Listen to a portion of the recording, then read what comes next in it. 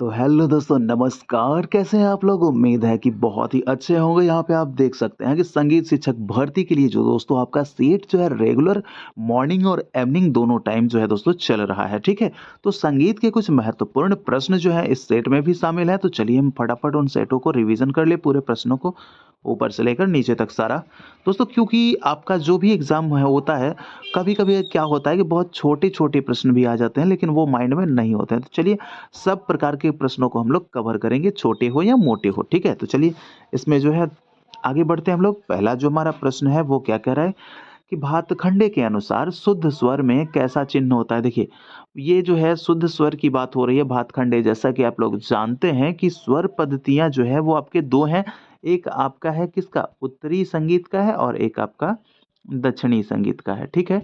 तो उत्तरी और दक्षिणी, उत्तरी संगीत के जो स्वर लिपि बनाए हैं वो पंडित भातखंडे बनाए हैं, और ये आपके दक्षिण के पंडित पलुस्कर जी यानी विष्णु दिगंबर पलुस्कर और विष्णु नारायण भातखंडे उत्तरी के, ठीक है?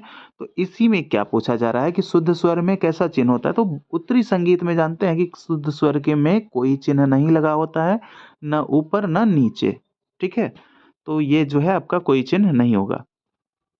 अगला प्रश्न है विष्णु दिगंबर पद्धति में कोमल स्वर में, यानी कोमल स्वर अगर विष्णु दिगंबर पद्धति का होता है तो दक्षिण संगीत की बात हो रही है। तो इसमें जो आपका कोमल जो कैसे दर्शाया जाता है?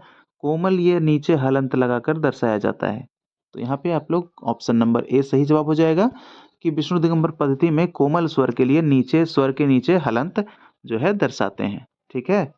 अगला प्रश्न है विष्णु दिगंबर पद्धति में तीव्र स्वर को कैसे दिखाते हैं? देखिए, तीव्र स्वर को दिखाने की बात हो रही है। तो तीव्र स्वर में होता क्या है कि मान लीजिए किसी को तीव्र दिखाना है, हमको म को तीव्र दिखाना है, तो ये हलंत जो इस तरह से लगा रहे थे ना, हलंत, ये हलंत इस तरह से जो लगा रहे थे, तो इसको क्या करना है, तीव्र में उल्टा हलंत लगा दिया जाता है, उल्टा हलंत, ठीक है?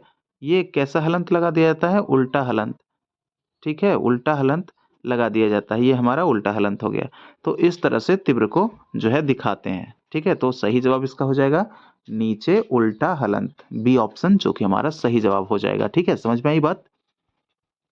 अगला प्रश्न है कि दक्षिण संगीत पद्धति में स्वरों को दीर्घ करने के लिए किसका प्रयोग करते हैं? तो देखिए, स्वरों को दीर्घ करने के लिए किसका प्रयोग करेंगे? तो जैसे दीर्घ, जैसे मान लीजिए रे, इसको दीर्घ कर रहे हैं, तो इसमें क्या करते हैं, इसमें हम लोग अवग्रह लगाते हैं। क्या लगाते हैं? अवग्रह। ये जो चिन्ह आप देख रहे हैं ना, ये चिन्ह, ये चिन्ह, इसको क्या बोलते हैं? अवग्रह। अवग्रह का चिन्ह कैसा होता है? ऐसा। तो क्या करते हैं, स्वरों की जो है आपको स्वरों को दीर्घ करने के लिए अवग्रह का प्रयोग करते हैं, ठीक है? चलिए अगला प्रश्न है सार्थक शब्दों का समूह जो स्वर तथा ताल में निबद्ध हो। सार्थक शब्द का वह समूह जिस जो ताल तथा स्वर में निबद्ध हो, उसे क्या कहते हैं? उसे कहते हैं क्या? उसे कहेंगे गीत, ठीक है? उसे क्या कहेंगे? उसे कहते हैं गीत, ठीक है? और गीत की देखिए एक प्रकार से, और हम लोग आगे बढ़ जाते हैं। छठा नंबर में क्या कह रहा है कि स्वरों की वह रचना जो मन का रंजन करे, उसे क्या कहते हैं? तो उसे भी गीत कहते हैं। स्वरों की वह रचना जो मन का रंजन करे, उसे गीत कहते हैं। और यहाँ क्या था कि शब्दों का, सार्थक शब्दों का समूह जो स्वर तथा ताल, तो जो सार्थक जो शब्द होंगे और वो स्वर तथा ताल में अगर निबद्ध हो गए तो वो बन गए, तो क्या होगा? वो गीत होगा। और जो आपके क्या होते हैं कि जो आपका जो है स्वरों की रचना और मन को जो रंजन करे, यानी कि मनमोहक जो आनंद कर दे, वो क्या, वो भी गीत होगा। तो बस अपने जो है प्रत्येक, कुछ विद्वान हुए तो प्रत्येक विद्वानों ने अपने अपने अनुसार जो है गीत की परिभाषा बताई, और वास्तव में दोनों ही गीत के परिभाषा है, दोनों ही सही है। अगला प्रश्न है गीत शब्द की व्याख्या, सर्वप्रथम व्याख्या किसकी उपलब्धि है? देखिए, गीत शब्द की जो व्याख्या है सर्वप्रथम किसकी उपलब्धि है? तो ये उपलब्धि मानी जाती है कश्यप की। किसकी? कश्यप की उपलब्धि मानी जाती है। गीत शब्द की सर्वप्रथम व्याख्या जो है आपके कश्यप की उपलब्धि मानी जाती है। अगला प्रश्न है 8 नंबर की, भरत ने जीत के कितने प्रकार बताए? अरे भैया यहाँ पे एक प्रश्न जो है ये प्रिंटिंग हो गया है थोड़ा सा, तो इसको यहाँ पे दिखना है कि भरत ने गीत जो है आपके वो कितने प्रकार के बताए हैं? भरत ने गीत कितने प्रकार के बताए हैं, ये प्रश्न था हमारा। तो भरत ने गीत जो है, गीत आप ध्यान दीजिएगा, गीत भरत ने गीत 2 प्रकार के बताए हैं। कितने प्रकार के? भरत ने गीत के 2 प्रकार बताए हैं। कौन-कौन सा? एक आपका हो गया निर्गीत, एक आपका हो गया निर्गीत और दूसरा हो गया आपका बहिर्गीत। दूसरा हो गया निर्गीत, पहला निर्गीत और दूसरा बहिर्गीत। ठीक है? तो भरत ने गीत के 2 प्रकार बताए हैं और गीत शब्द का सर्वप्रथम चर्चा किसने किया था? तो चर्चा किया था कश्यप ने। याद रखना है। अगला प्रश्न है निर्गीत जब नाट्य के रूप में बजता है तो उसे देखिए निर्गीत जो है वो आपको क्या होता है? निर्गीत में क्या होता है? पहले निर्गीत की बात कर लेते हैं। निर्गीत की बात कर लेते हैं, ठीक है? निर्गीत। तो इसमें होता क्या है कि स्वर तो होता है, पर इसमें गीत नहीं होता है। क्या होता है कि निर्गीत में भाषा का अभाव होता है। ये आपके जो भरत ने जो माने थे ना 2 प्रकार के जो गीत बताए हैं, उसी में एक होता है कि इसमें जो है आपके स्वर होता है पर गीत नहीं होता है और इसमें जो है आपके भाषा का अभाव होता है। ये होता है आपका निर्गीत। लेकिन बहिर्गीत क्या होता है? जब निर्गीत जब नाट्य के रूप में बजता है तो उसे क्या कहा जाता है? उसे बहिर्गीत कहते हैं। वो बहिर्गीत हो जाता है। निर्गीत जब नाट्य के रूप में बजता है तो वो क्या होता है? वो बहिर्गीत हो जाता है। चलिए अगला प्रश्न है कि गीत कितने प्रकार से गाए जाते हैं? तो गीत कितने प्रकार से गाए जाते हैं? तो गीत जो है गाए जाने के कितने प्रकार हैं? गीत गाए जाने के 2 प्रकार हैं। ठीक है? पूछिएगा आप लोग कि कौन-कौन सा? तो एक होता है आपका एकल एकल और दूसरा होता है आपका युगल। यानी कि गीत गाए जाने के 2 प्रकार हैं, एक अकेले गाइए और एक मिलकर गाइए, ठीक है? तो एक अकेला होता है और एक युगल होता है, 2 प्रकार से गीत गाए जाते हैं। अगला प्रश्न है 11 नंबर का कि प्राचीन काल में भारतीय संगीत में गीत कितने भाग में विभक्त था? तो प्राचीन काल में गीत जो है दोस्तों वो कितने काल में विभक्त था? तो गीत जो था वो आपके 2 भागों में विभक्त था। कितने भागों में? 2 भागों में विभक्त था। गीत को प्राचीन काल में 2 भागों में विभक्त किया गया था। कौन-कौन सा? एक आपका गंधर्व था और दूसरा आपका था गान। एक गंधर्व और दूसरा गान। ये 2 भागों में विभक्त था। ठीक है? देखिए अब आगे चलिए अगला प्रश्न है वैदिक काल का शास्त्रीय संगीत वैदिक 12 नंबर वैदिक काल का शास्त्रीय संगीत कौन था? तो वैदिक काल में जो शास्त्रीय संगीत हुआ करते थे वो आपके गंधर्व संगीत को ही वैदिक काल का शास्त्रीय संगीत कहा जाता था। किसको? गंधर्व संगीत जो था वही था आपका वैदिक काल का शास्त्रीय संगीत। तो याद रखना है वैदिक काल का जो शास्त्रीय संगीत था वो क्या था? गंधर्व संगीत, जो कि देवताओं के द्वारा प्रयोग किया जाता था ये सब। अगला प्रश्न है गान कितने प्रकार के बताए गए हैं? तो देखिए गान जो है ये भी आपके 2 प्रकार के बताए गए हैं। कौन-कौन से? एक आपका होता है निबद्ध निबद्ध गान और दूसरा होता है आपका अनिबद्ध। दूसरा है आपका अनिबद्ध। तो ये 2 प्रकार के गान होते हैं। पहला है निबद्ध और दूसरा है अनिबद्ध। ये 2 प्रकार के गान जो हैं आपके होते हैं। तो सही जवाब क्या हो जाएगा इसका? 2। अगला प्रश्न है कि प्राचीन काल का वह स्वर जिससे किसी राग का गायन प्रारंभ होता था। देखिए तो जहां से गायन प्रारंभ होता था उसे क्या कहा जाता था? ग्रह स्वर। उसे कहते थे क्या? ग्रह स्वर। अब अगला प्रश्न है प्राचीन काल का वह स्वर जिस पर गायन समाप्त होता था। देखिए जहां से स्टार्ट हो रहा था उसे ग्रह और जहां पे समाप्त होता है उसको क्या कहते हैं? न्यास का स्वर। क्या कहते हैं? न्यास का स्वर। उसको जहाँ पे गायन जो है आपका समाप्त होता है उसे न्यास का स्वर। ठीक है? चलिए अगला प्रश्न है 16वां नंबर का। देखिए बहुत सारे देखिए दोस्तों होता क्या है कि इसमें संगीत जो है ना बहुत सारे विद्वान आए हैं और बहुत सारे जो है इसमें मतभेद जो है बहुत ज़्यादा इसमें है, काफ़ी है। तो कब कौन-सा प्रश्न जो है कैसे गलत हो जाए इसमें तो कोई कहा नहीं जा सकता क्योंकि कितने प्रकार के संगीतज्ञ कोई कुछ बता रहे हैं, कोई कुछ बताए हैं। तो थोड़ा-सा होता क्या है कि कभी-कभार किसी बुक में कुछ अलग होने की वजह से कुछ प्रश्न जो हैं वो थोड़े से गलत हो जाते हैं। तो इसका मतलब ये नहीं है कि हाँ, कुछ ये नहीं आता है। आप लोग देखिए कमेंट्स भी कैसे-कैसे कमेंट्स करते हैं कि जो नहीं आता है उसको तो मतलब तो कुछ ऐसे हैं उसको आप लोग के लिए मैं छोड़ देता हूँ कि आप लोग भी उसको देखिए, उसको ढूँढिए। बाकी तो मैं जो र इम्पोर्टेंट होता है वो तो मैं करवा ही रहा होता हूँ। तो थोड़ा-सा जो है ये आपको देखना पड़ेगा, ये क्लियर है बिल्कुल कि संगीत में बहुत ज़्यादा मतभेद हैं, ठीक है? चलिए, अगला प्रश्न है 16 नंबर का है, वादी स्वर को अन्य किस नाम से जानते हैं? तो वादी स्वर का जो अन्य नाम है वो क्या कहते हैं? इसको अंश स्वर भी कहते हैं, जीव स्वर भी कहते हैं और प्रधान स्वर, यानी कि हमारा सभी हो जाएगा, उपयुक्त सभी। वादी स्वर को अन्य जो है सभी नाम से, वादी स्वर को अंश स्वर, जीव स्वर और प्रधान स्वर भी कहा जाता है। चलिए, अब 17 नंबर प्रश्न है कि स्वरों का ऐसा कंपन जो श्रोताओं को चित्त को सुख दे।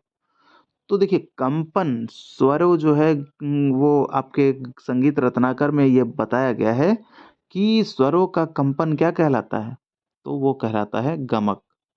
गमक कहलाता है, और इसमें गमक की बात कर रहे हैं तो संगीत रत्नाकर के अनुसार जो है आपके 15 गमक बताए गए हैं। और बात कर लेते हैं संगीत पारिजात, अगर आप निकालेंगे तो संगीत पारिजात में आपको 20 प्रकार के गमक बताए गए हैं।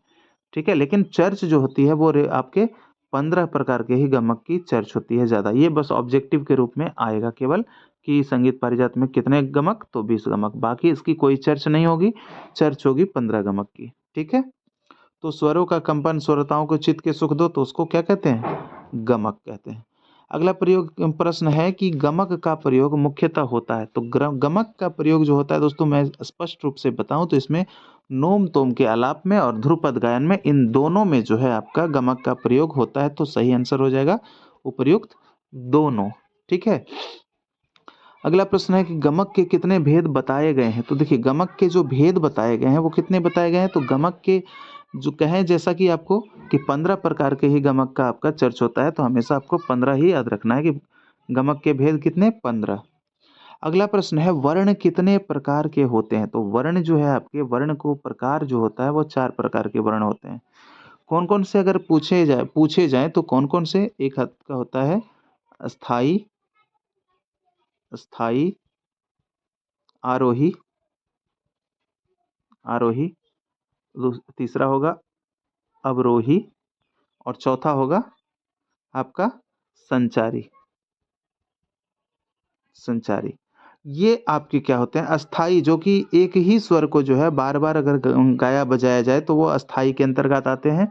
और आरोही की बात करें तो आरोही ये आपके नीचे से जो है मंद्र सप्तक से जो है आपके तार सप्तक तक बढ़ेंगे, और ये अवरोही में तार सप्तक से मंद्र सप्तक, यानी ये नीचे की ओर आते हैं स्वर। जैसे यहाँ पे आप सा से स्टार्ट करेंगे तो आपके यहाँ पर कौन सा? ये आपका ये सा तक आएगा, मध्य मध्य जो आपका ये है सप्तक है। तो और संचारी की बात करें तो संचारी में सब मिला-जुला होता है। ठीक है? तो यही है आपके क्या थे?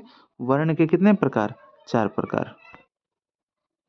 चलिए, अब आगे देखते हैं क्रमानुसार नियमबद्ध स्वर समुदायों को। देखिए, क्रमानुसार जो नियमबद्ध जो स्वर समुदाय होते हैं उसको क्या कहा जाता है? तो क्रमानुसार यानी कि सीरियल नंबर में और नियमबद्ध भी हो और समुदाय जो वैसा समुदाय का हो, उसे क्या कहेंगे हम लोग? उसे कहते हैं अलंकार। उसे क्या कहते हैं? अलंकार। यानी क्रमानुसार नियमबद्ध स्वर समुदाय को अलंकार कहते हैं। अगला प्रश्न है 22 नंबर का कि अलंकार का अन्य क्या नाम है? तो अलंकार को हम दूसरे नाम से किस नाम से जानते हैं? तो अलंकार को हम लोग पलटा भी कहते हैं। क्या कहते हैं? पलटा। अलंकार को पलटा भी कहते हैं। ठीक है। चलिए, अगला प्रश्न है कि अलंकार का अर्थ क्या होता है? तो अलंकार की बात हो रही है तो अलंकार यानी कि आभूषण। क्या होता है? अलंकार यानी कि आभूषण। किस लिए? शोभा बढ़ाने के लिए जो है आभूषण का प्रयोग किया जाता है, तो उसी तरह से जो है अलंकार भी है संगीत की क्या करता है? शोभा बढ़ाता है। अगला प्रश्न है संगीत पारिजात में गमक कितने प्रकार के बताए गए हैं? तो मैंने बताया आपको ऊपर में ही संगीत पारिजात की बात हो रही है, तो 20 प्रकार के गमक बताए गए हैं। चलिए, एक प्रश्न है आपके लिए जो है, आप मुझे फटाफट कमेंट में बताइए कि संगीत पारिजात के लेखक कौन है? ठीक है? फटाफट मुझे कमेंट कीजिए कि संगीत पारिजात के लेखक कौन है? अगला प्रश्न है कि सेनी घराने में गमक के कितने प्रकार प्रचलित है? देखिए, सेनी घराने की अगर बात हो तो सेनी घराने में आपके गमक के 22 प्रकार प्रचलित थे। कितने? 22 प्रकार जो है सेनी घराने में गमक माने गए हैं, 22 प्रकार के। यानी कि आपके अगर पूछे संगीत रत्नाकर में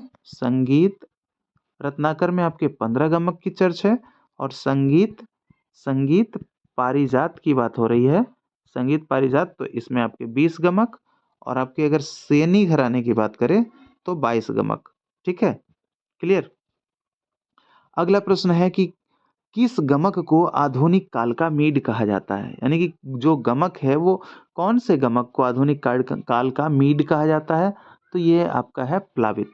प्लावित गमक को आधुनिक काल का जो है मीड कहा जाता है। यानी कि ये जो गमक है उसको प्लावित गमक जो है उसको आज के जो युग में उसको क्या कहा जा रहा है? मींड कहा जाता है उसी को। किसको? प्लावित गमक को। अगला प्रश्न है कि राग दरबारी की रचना किसने की? तो राग दरबारी की जो रचना की गई वो तानसेन के द्वारा की गई है और तानसेन जो थे कहाँ रहते थे? अकबर के दरबार में। ठीक है, तानसेन अकबर के दरबार में रहा करते थे और बैजू बावरा के भी संबंध वहीं से है। तो अगला प्रश्न है कि राग भूपाली का गायन समय। देखिए, अब अगर राग भूपाली के गायन समय की बात हो तो राग भूपाली किस थाट का राग है? तो राग भूपाली जो है आपका कल्याण थाट का राग है। किस थाट का है? कल्याण थाट का या यमन थाट का कह लीजिए। तो ये आपके जो है थाट का राग है। तो राग भूपाली का जो गायन समय जो हो जाएगा वो आपके दिन के ये रात्रि के प्रथम पहर हो जाएगा। रात्रि के प्रथम पहर। ठीक है? ये जो है दोस्तों अधिकतर जो है आपके कब गाए जाते हैं? कल्याण थाट में जो बहुत सारे ऐसे राग हैं, बहुत सारे ऐसे राग हैं जिसका गायन समय जो है आपको रात्रि का प्रथम पहर ही मिलेगा। ठीक है? अगर आपको याद नहीं है तो आप ज़्यादातर जो है रात्रि का प्रथम पहर ही लगा सकते हैं। जैसे कि इसमें देखिए हमीर, एक होता है राग हमीर, ये आपका कल्याण थाट का ही है। तो राग हमीर जो है इसका जो हो जाता है, इसका दूसरा पहर हो जाता है। इसका जो है रात्रि का दूसरा पहर हो जाता है इसका। और उसके बाद फिर आप बात कर लें तो गौड़ सारंग दोपहर में और उसका फिर हिंडोल, इसमें एक और है हिंडोल। हिंडोल हिंडोल इसका जो है वो आपका दिन का दूसरा पहर हो जाता है। किसका? हिंडोल का गायन समय दिन का दूसरा पहर। ठीक है, इसका दूसरा पहर हो जाता है। तो पढ़ा देंगे कभी राग के बारे में भी जो है प्रत्येक थाट से जो मुख्य मुख्य जो राग हैं वो सब हम आपको बता देंगे। तो राग भूपाली का क्या है? राग भूपाली का रात्रि का प्रथम पहर। दोस्तों आपके लिए वो भी वीडियो हम ला देंगे बहुत जल्द आपके लिए। वो थाट का भी वीडियो लाएंगे कि किस थाट से कौन कौन से राग हैं, उसका वादी संवादी क्या है और जाति क्या है। तो ये सब भी आप लोग के लिए बना देंगे। ठीक है, तो आप लोग चैनल को सब्सक्राइब करके रखिए। देखिए अगला प्रश्न है कि राग छाया नट का वादी स्वर इनमें से कौन है? देखिए राग छाया नट की बात हो रही है तो छाया नट का वादी स्वर की अगर बात करें तो छाया नट में आपका रे वादी होता है। ठीक है, छाया नट में रे वादी। और संवादी की बात कर लें तो संवादी अगर बात करें छाया नट में तो संवादी आपका प हो जाता है। ठीक है, संवादी प हो जाता है। पंचम जो होता है इसमें छाया नट में संवादी होता है और वादी आपको याद रखना है ऋषभ होता है। अगला प्रश्न है कि राग हिंडोल किस जाति का राग है? हिंडोल की बात कर लें तो हिंडोल में क्या होता है आपका? हिंडोल में 5 स्वर आरोह में और 5 स्वर अवरोह में लगते हैं। ये 5-5 स्वर लगते हैं आरोह और अवरोह में। तो हिंडोल की बात करें तो इसकी जाति हो जाएगी औडव। क्या हो जाएगी? राग हिंडोल की जाति औडव जाति हो जाएगी। तो ठीक है, तो चलिए मुझे फटाफट कमेंट कीजिए कि दोस्तों आज का सेशन आप लोगों को कैसा लगा।